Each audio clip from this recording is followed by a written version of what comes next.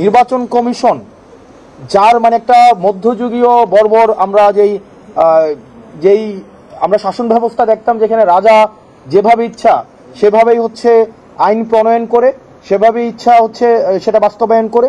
নির্বাচন কমিশনের আচার আচরণে আমরা এই ধরনের আমি বলছি না যে তারা এটা করছে বা তাদের ইচ্ছা আছে, বাট আমরা দেখছি মধ্যযুগীয় রাজা বাদশাদের আচরণের সাথে তাদের একটা সাদৃশ্য রয়েছে।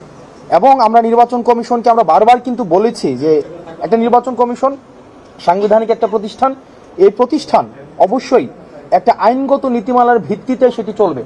কোনো ব্যক্তি সর্বস্ব বা ব্যক্তির ইচ্ছা, আমার ইচ্ছা হইলো সকালবেলা উঠে আমার সামনে একটা মাইক দেখলাম যে একটা মাইক মার্কা দিয়ে দিব, আমার সামনে একটা ডেস্ক দেখলাম আমি একটা ডেস্ক মার্কা দিয়ে দিব, আমার একটা ওই যে এখানে কি বলে এটাকে ওই যে ট্রাইপড দেখলাম আমি ট্রাইপড মার্কা দিলাম, আমি গোসল করতে গিয়ে দেখলাম একটা বালতি মার্কা দিয়ে দিলাম, চা খাইতেছি আমার হচ্ছে কাপ পিরিজ দেখে কাপ পিরিজ মার্কা দিয়ে দিলাম।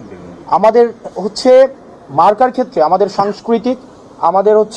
সাংস্কৃতিক প্রেক্ষাপট, সামাজিক প্রেক্ষাপট বিবেচনায় সেই গ্রহণযোগ্যতা সেটি যেন হচ্ছে কখনোই আপনার গণবিদ্বেষী, জনগণ বিদ্বেষী না হয়, সেই বিষয়টি হচ্ছে আমলে নেওয়া উচিত ছিল। কিন্তু আমরা দেখেছি যে নির্বাচন কমিশন একটি স্বেচ্ছাচারী সিদ্ধান্ত নিচ্ছে।